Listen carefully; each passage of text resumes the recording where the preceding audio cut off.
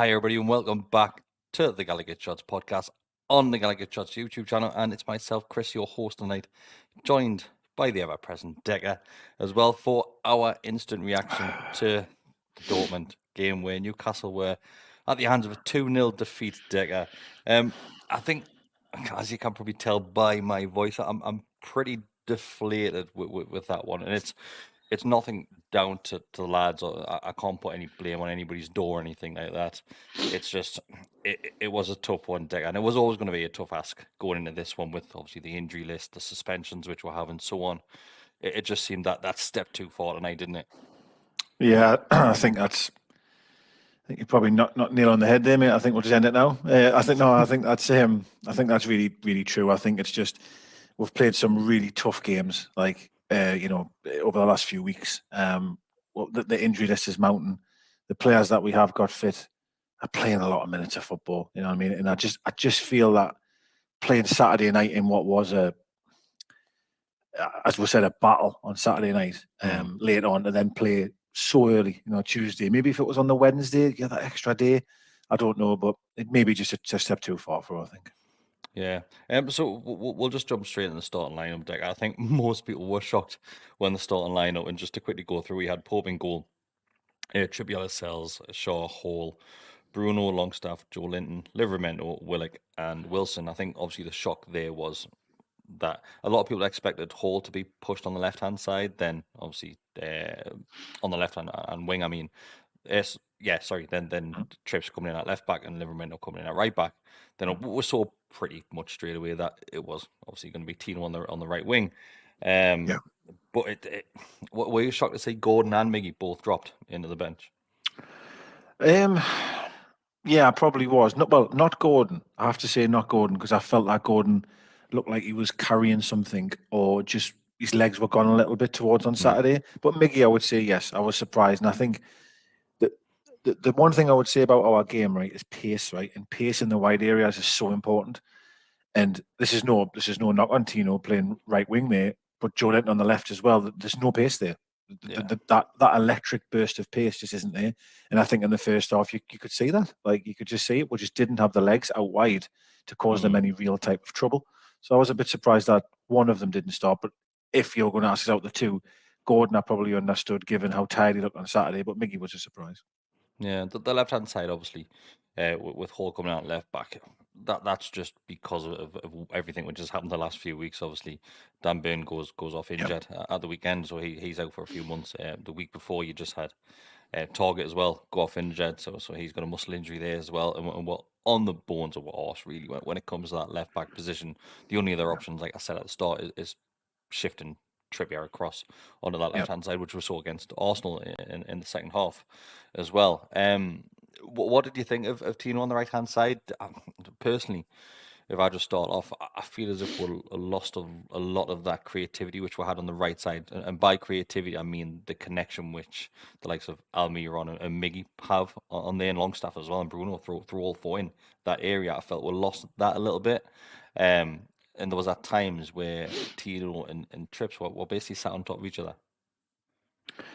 I agree. I think it's very, very difficult for a player to come in, right, who, let's be fair, hasn't played much football, right? By all means, what I will add, when he has played, he's been amazing, absolutely amazing.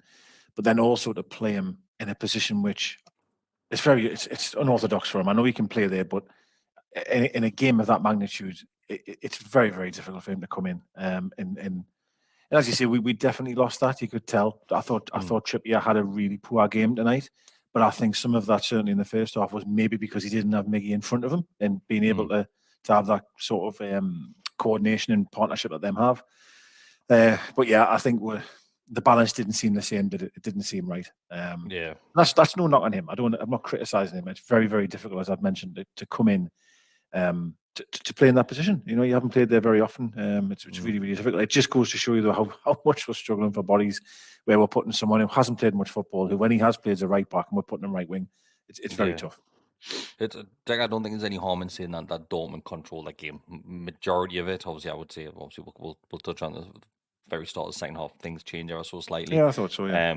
But first half, it was a dominant Dortmund performance, wasn't it? And the commentators kept on saying Newcastle, all they need to do is weather this storm, and we did. We kept on doing it, but the storm just never ended. Then obviously it's 26th minute, 27th minute, I think Dortmund get the goal, and it's just a. Do you know what it is? I'm going to say a very sloppy goal to concede, but sloppy in relation to. I don't think it was a great goal that Dortmund scored. I just think every second ball just landed perfectly to them. Yeah. It wasn't obviously this great team goal. It's just, and I think it happened all game. Every loose ball just seemed to land at the right place at the right time for Dortmund. Well, I thought obviously that I didn't feel like we were hanging on in any moment in the first half. To be fair, I know Pope made a few saves, but they were from long range. You know, there were nothing. I never truly felt that we were massively under pressure. The more thoughts I was having is how are we going to impose ourselves on the game. That's how I was feeling. I certainly don't think it was like backs against the wall necessarily, anything like that. But the goal itself, I mean, it's one of them, isn't it? You could put it down to errors, you could go back to bad luck in a way, because they were trying to clear the ball. It would just keep seeming to bounce towards them. Now, obviously, I've referenced in our group chat, I do think Trippier, in my opinion, overall, even though there was loads of times we could have cleared it, I felt like Trippier was really bad defending there. I felt if you watch it back, he's alongside the goal scorer for quite a while, and all of a sudden just drops further and further back, almost on his line. And obviously this lad's free at that point. I couldn't quite understand why he did that. You couldn't deny Dortmund didn't deserve to be ahead. We just struggled to impose ourselves on the game at all, really, in the first half. That did change in the second half a lot, and I think that's maybe due to the pace that we were put on the wings, and obviously having a half-time team talk. But we did struggle the first half. I think we kind of did well to get in at 1-0, to be honest. Yeah, I think it was testament to Dortmund as well, how fast they can move that ball up the field as well, Digger. If we were on the attack on the break, they were just gone. And we saw it, obviously, the second goal comes from one of those situations. But even in the first half, the way they move the ball, mate, it's pretty impressive, isn't it? And you can tell, obviously, they've got the experience in these sort of competitions. And do you know what it is? I think, and I'll hold my hands up going into the likes of these games when we first drew the teams in pot. Is it F? Is it F that we're in? Well, aren't we? I think so, yeah. So I'm looking at Dortmund and think that's probably the one that we've got to look out for. It's going to be us and them. That's going to probably finish third. Second or third. They've done the double over now, and do you know what it is? That they've been impressive, haven't they? You can tell the difference. Yeah, I think you've got to give them a lot of credit. They've just been thumped against Bayern on Sunday or whatever. Sorry, Saturday or Sunday. I can't remember which day it was. Apologise. I think it was Saturday. It was 4-0, obviously, and you know, we always talk about like lack of confidence, hangovers, all this type of stuff. I mention it all the time on here, right? And I'm sure I said a few weeks ago that it doesn't always work that way. You know, some teams are so good at just. I think we're good at this as well, man. If we sometimes have a bad game, we can come back strong. Them made a lot of changes as well. I know that our side was depleted, but theirs. Them had made a lot of changes since that Bayern game, wasn't he? Yeah. But you're right in what you say, mate. It's a very, very experienced team. You know what I mean? They've been in this competition for years. You know what I mean? And there's that's why, obviously, I'm disappointed we've lost, but I still think we'll give a good account of ourselves for what we had out there. And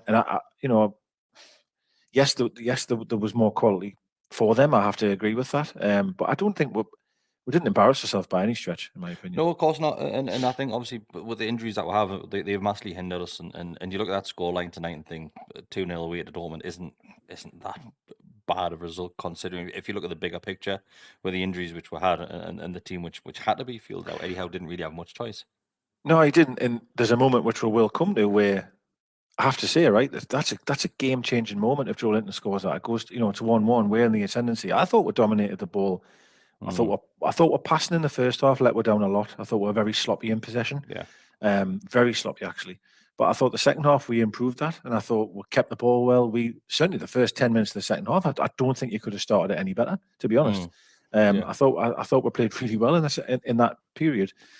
And then you've got that Joe Linton chance, mate, which it lies on that chance, doesn't it, Digger? That comes in the 55th huge. minute, I think it is, and it lands on that chance. And do you know what it is? I thought apart from that, Joe Linton was man of the match for me. I thought he was great tonight. He played well. But again. it's just that it's an absolute sitter, that, like, isn't it? Yeah. I mean, the cross from Tino was absolutely incredible. I mean, it really is. It really, really is. And I think that's where, like, you can see his delivery from that side of the field, the quality that he has. Obviously, you had made a change at that point. Hole had come off because he got booked. Can I also say that was never a yellow card ever in a million years? By the way, far from it, mate. I know I'm going back here, but that was never a yellow card. Obviously, we made the change. I actually thought Trippier did improve slightly when we moved him to left back. His passing, I thought, was better. But anyway, back to the moment. That ball from Tino was absolutely magnificent. Like, what a cross! And from that range, for the power that he has, and he gets up well, he has to hit the target. He just has to hit the target. And I'm not saying we're going to win the game, by the way. But what I would say, to go in 1-1, we had the ascendancy, we were playing well. I just think it really hinged on that moment, and at that level, it swings on moments like that, doesn't it? So. Yeah, either side of the keeper on target, and that's it. Yeah, because the keeper has just, obviously it's past him at this point, and you can see that the frustration in Joe Linton's face as well. That he's devastated that he's missed that, because you don't get many chances in these games, and it's a great one for Joe Linton, and unlucky for him, it just goes wide of the keeper's right hand post there. But like I said, I thought Joe Linton had a great game. I think he's probably one of the standout players for us. Him and Fabian Schär going forward, as he normally does. I thought Schär was good. Going forward as he normally does. See that pass he played for Tino in the second half? What a ball that was when he dropped it over the back line. I thought Schär played really well. Again, very brave on the ball. Always wanting to have it, always wanting to try and start a move off. I thought he was excellent, and you could see, bless him, he was out on his feet at the end as well. Schär, he looked really disappointed, which obviously he's going to be. See his knees. Yeah, what on earth's going on there? Both of them just bleeding. Aye, bleeding. That was the first thing I noticed. But yeah, it was. I thought to mention. I thought Gordon really struggled. Struggled massively tonight. I just think that. We have to understand that he's not a centre forward, right? And I think we'll put him up there to try and do a job because he's got pace, but you can tell it's just not his position.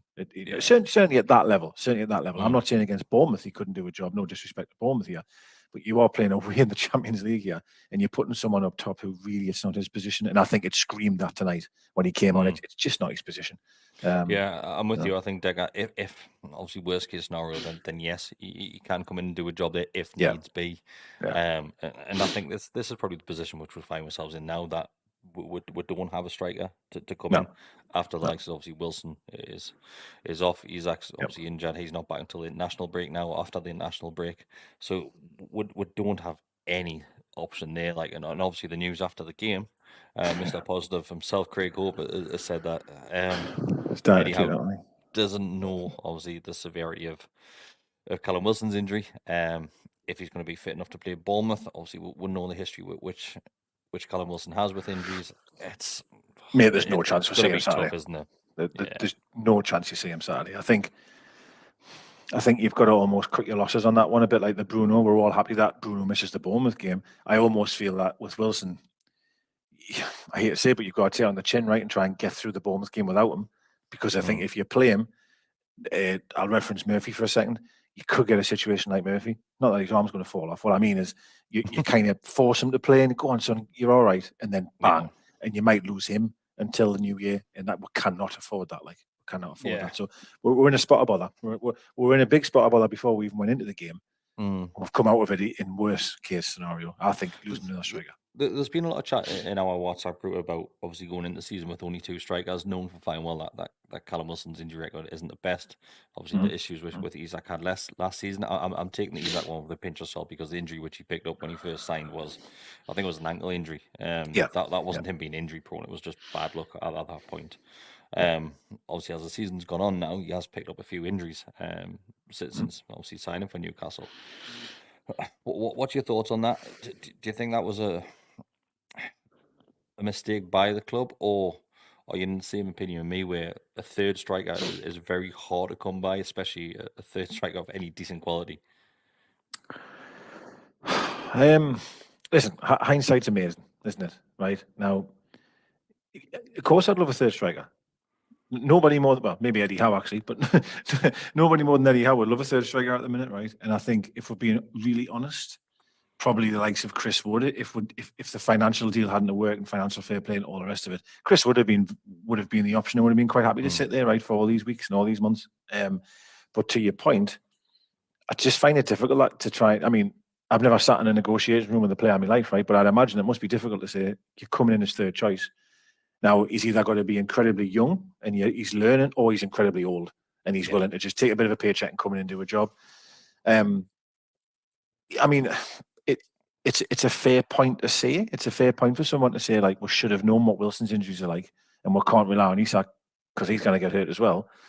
It's just difficult, though, isn't it? It's just difficult. Like, we've been fighting this drum about, with financial fair play and stuff for a while, and there's so many areas that we wanted to strengthen on. It's just tough. Is this where the academy and the way the academy has been ran by Mike Ashley previously? This is where it's coming to bite one on the arse a little bit now, because the academy is going to take X amount of years now to progress to the point where we need it to be. We've still obviously got the leftovers from Mike. Actually, I'm saying leftovers in regards to not the players which are there, but obviously just building up from the foundations up over from the football club.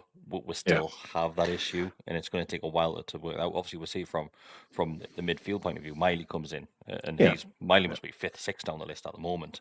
We don't even have that option to come from the youth team into the senior team. I also think strikers. My gosh, such a difficult position, mate. Like, it's such a difficult position. Like, even if we had a young lad now to put him up top, it's so tough. You know what I mean? So it is difficult. I mean, I think in hindsight, as I say, I'll go by it. Hindsight's amazing. It would be fantastic to have a third striker. Of course, it would. I just think it's very difficult to have that. Do you know what I mean? If we were a club that was established playing European football every year, it becomes easier. But you look at Arsenal, for example, right? The whole argument, apart from our goal, but these arguments that I'm hearing is that they haven't got enough strikers. Jesus and even they're struggling for strikers. Every club, really, if we're being honest, is struggling for strikers, right? And there's not many teams that I know of have 3 strikers. Like, you know what I mean? It's probably the hardest position to fill in that position. You look everywhere else in the field, and you probably still have that 3rd or 4th choice to rely on if needs be in worst case scenario. But like you said, a striker, there's only 2 options: a very young lad, and like you said, an aging striker to come in, and it's the only options. And because of financial fair play, a striker of age is probably going to come with a decent wage bill as well. That's the thing, decent quality one as well. So I think I think it's a lot of it is down to bad luck as well, because we're being absolutely pummeled with injuries at the moment. I think it's worse than you even expected. Listen, we were very realistic going. Us as a channel, I believe, we were very realistic going into the season. That going, wow, it's going to be a time where it's going to be tough. We're going to have injuries. But even I didn't envisage that. Look at that bench today. I mean, that bench was tough to look at, right? There was a couple of young ones on there, and great experience for them, by the way. It's fantastic, and I'm pleased for them. But if we're thinking about really competing, it's tough to look at, because there's just, when we made them 2 substitutions at half time, I was watching with my dad and I said, everyone on the field now knows they're going to play 90 minutes now, because there's just nobody else to bring on, unless you want to bring a keeper in centre midfield. There's nobody left. So and you have the same people, not the same people, I'll take that back, but some people. Let's say we had a 3rd striker, and if he gets injured, we need 4 strikers. Do you know what I mean? Where does it end? Do you know what I mean? There'd always be someone. Well, we should have another. And now I look at the minute, he probably would get injured. He probably would, mate. Or he'd be banned or something like that. Yeah, his foot would fall off or something. Yeah. Just to quickly go through the second goal, it was coming, because we were pushing. We had to push at that point, and I know it's not over yet. I know we've still got 2 games to go, but I went into this game. I'm not going to lie. I said that we need to get something really out of this, because of Dortmund picking up 3 points at St James's Park. You're thinking you really need to control it yourself now and get something rather than relying on other teams. As you go into those 2 final games, you probably are relying on other teams as well, of you picking up those points as well. We're in big trouble now, mate. It's a tough one, we're in big trouble. Yeah, we're in big trouble. I have to just face for what it is, right? I thought, in order to progress, I felt that tonight we couldn't lose. That's how I felt. But I said to you before we even just pressed to go live there, right? We are live, aren't we? Right? Yeah. We are. Not recorded, is it? Oh, well, hello everyone if you're watching. I didn't realise we were live, but anyway. I thought that I didn't think we'd win the night, due to the fact that we had just played on Saturday and the team that we were going to have out tonight.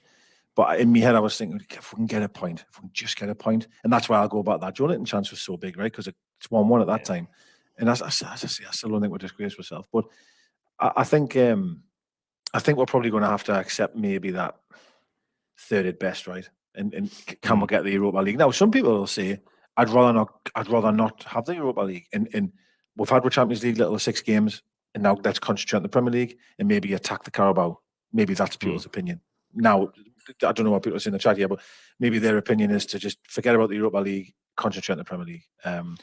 I think it all depends on where the club is at this point in time. When it comes back to injuries, I think if you've got a fit squad, everybody goes, right, let's take on the Europa. Bring it on. I think, personally, I think if we got a fit team going in that Europa, then you're thinking, mint. Like, we've got every chance of getting right to the end of that. I honestly believe that. I do as well. But once again, it comes down to the injury list. It does. Yeah. It has to. And do you know what it is?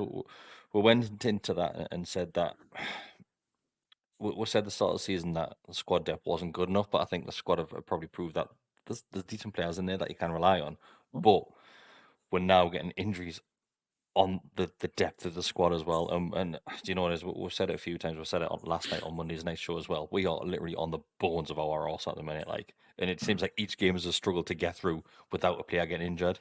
Joe Willock went down in the first few minutes. I'm thinking, oh God, here we go. But this is the problem where let's be very fair. I know. Listen, I seen Andy Howe's little clip of his press conference just before we went live, right? And he said, actually, to be fair, he said similar to what I've just said. And I wasn't copying off him honestly, but he said that he thinks the game come a day too early, right? And there's people in the comments, not our fans, but there's people in the comments going, "Oh, well, that's what happens. You're only playing 2 games a week, blah blah blah blah." But the problem is the players aren't getting enough rest. Do you know what I mean? They're not able to recover properly from the game they've just had, and that's how they pick up injuries, muscle strains, all the rest of it. And unfortunately, I agree that we are struggling, right? We are struggling. And if Wilson doesn't play on Saturday, what happens if Gordon goes up top and he gets a hamstring or something? Then you're out where on earth do you go then? I mean, do you know, you know what I mean? What's your thoughts, obviously, coming up to that Bournemouth game on the weekend? What sort of team do you think we're going to see? Do you think Gordon will be up top again, or do you think they might even go with Joe Linton up top and put Gordon back on the left-hand side? I think the days of seeing Joe Linton up top are gone. I don't think you'll ever see that again, personally. I think if we were going to see it, we would have seen it in the second half. I think Gordon would have went left and Joe Linton up top. There's a few times he's put Gordon up top. I say a few, maybe 2 or 3 times. Yeah, it's handful. I think we'll see pretty much the same team as we've seen tonight. Like, if I'm honest, well, obviously, of course, not Wilson. Obviously, I think Almiron will probably come in and start. Well, as long as everyone else is getting us through the game, okay, like Xavier Willix and Bruno and etc. I think we'll see probably the same team. Well, apologise, I'll take that back. Not exactly the same team. We'll probably see Tino not play right wing, for example. I think Almiron might come back in there, but I think the majority of that team will probably be the same. But again, that's still a worry, right? Because I think you might see Trippier get rested. I think Tino might go in that right back and Hall on the left, in that left back. That well could be. I did think Trippier did struggle tonight, if I'm being really honest with you. I thought he struggled. It's a lot of games, and Trippier's always ever present. It's a lot of games for Trippier, and England as well. May I add? And England as well. Yeah. So he's asking to be played on the right hand side, and then getting shifted over the left hand side as well. And you've got the option of Dummett at left back as well. Let's be honest there. Emil Kraft is back as well. You might possibly see him feature at some point.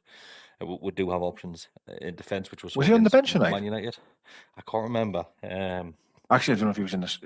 Was he in the squad or not? I don't know if he I'm was. I'm not sure if he made the Champions League squad. To be fair, I don't think he did. I don't think he did. No, I don't think he did. Yeah, but obviously he played at centre back alongside. Who was it alongside Dummett?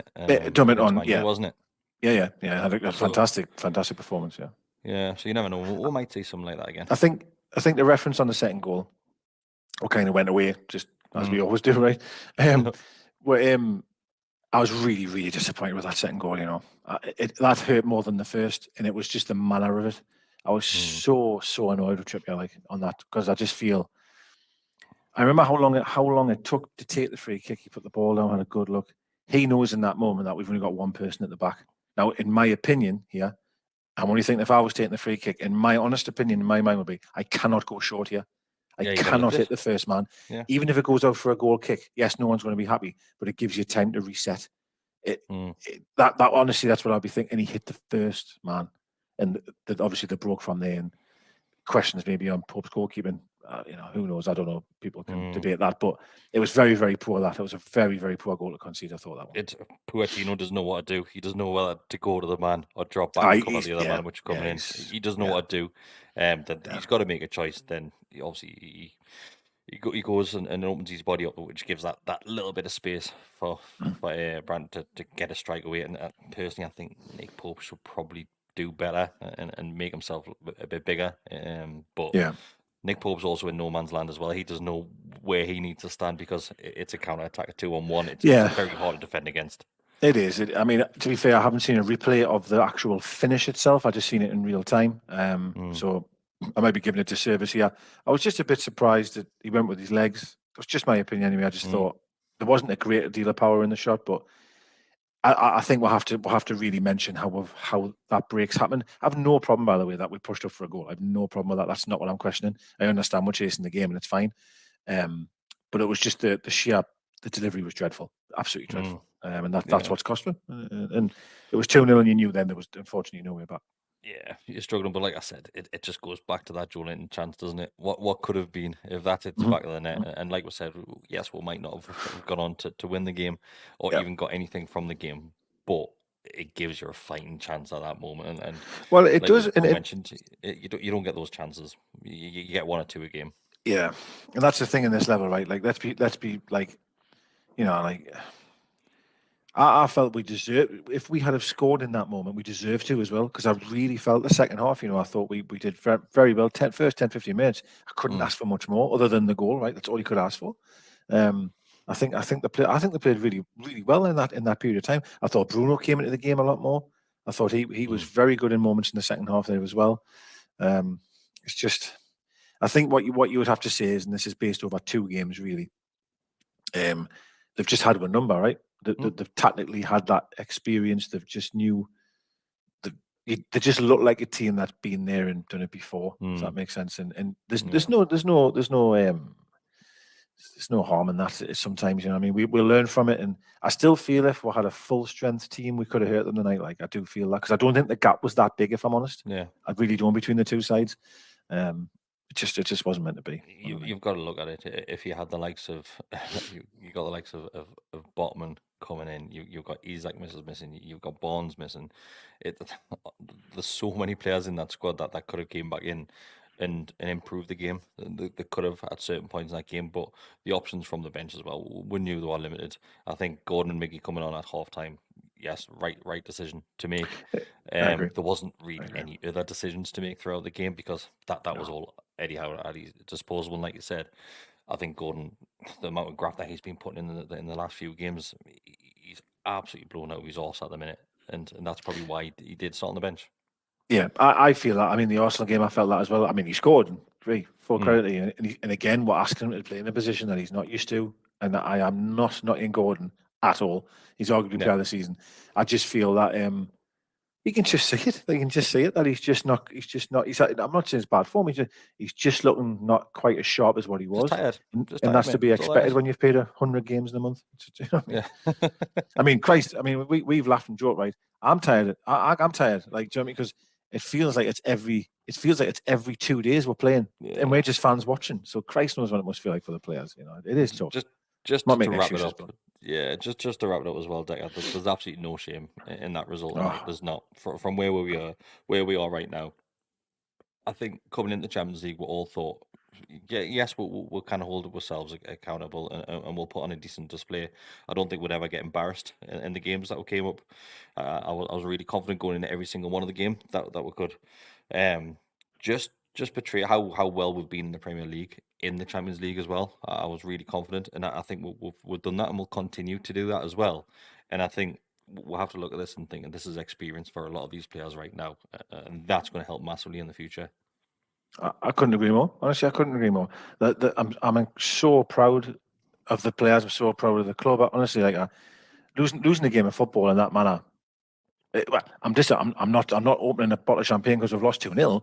But I mean, disappointed. But I'm not angry. Do you know what I mean? I'm not angry. I'm incredibly proud. And honestly, and the lads, everyone that was lads and lasses that were over there over the day, remember I was working a day and I'm looking every time I click on Facebook, man, I seem to know someone that was there, and I was like, hey, I'm gutted I'm not there and stuff. And then when I my dad came on the night, and I love watching it with my dad, and we sat down, we opened a beer on that, and the lads come out, and I was saying to my dad, God, what Lascelles must be. And Lascelles was in the tunnel, and all leading out, and I'm thinking he's seen some really dark days at this football club. You know what I mean? And he's leading them out there against Dortmund away in the Champions League, and I still get that buzz that I still can't believe we're in this competition. It's absolutely amazing. And all right, fair enough, we didn't win the game, and maybe this could have went better, and Joe Linton could have scored.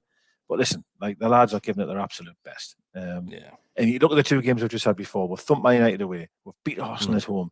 Like, it's not like we're playing tough games all the time. You know what I mean? So I'm incredibly proud of them. I really am. Give us your man of the match, Decker. If you've got to give it to one player, who's it going to be? The only reason I can't give it to Joe Linton is because he had that chance. Yeah, the miss. If I take the other 89 minutes, he was absolutely amazing. That's maybe being very, very harsh. I'm probably going to give it a Shea. All right. Probably going to give it a Shea. And it is probably someone's going to go, he was just fall for the goal because he was out of position to be. I'll probably give it a Shea. I think it's a good argument for Tino as well. He's doing well every single game, isn't he? Yeah, listen, this guy's got so much quality. He's got so much quality, and his work rate's amazing. And what we're asking him to jump into a position that he, maybe not familiar with. And puts it on a plate as well for Joe Linton. We can't leave that out. Yeah. Puts it on a plate for him. I think I also I know, sorry, you're running on a bit, but I do want to reference Hall, right? I actually think Hall had some great moments in that game, I really did. And I appreciate some people I seen on Twitter were criticising him for the goal.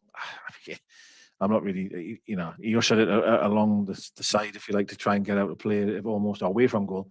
I love the little back heel he did for Trippier for the corner, that did a short corner and Hall back heel. I thought he carried the ball really well moving forward. He's a young lad playing in a big game. I think the future of the fullbacks could not be more exciting, on both sides. Really excited for them too. I agree. Just to cheer everybody up as well, the other game in the Champions League, AC Milan are currently winning 2-1 against PSG.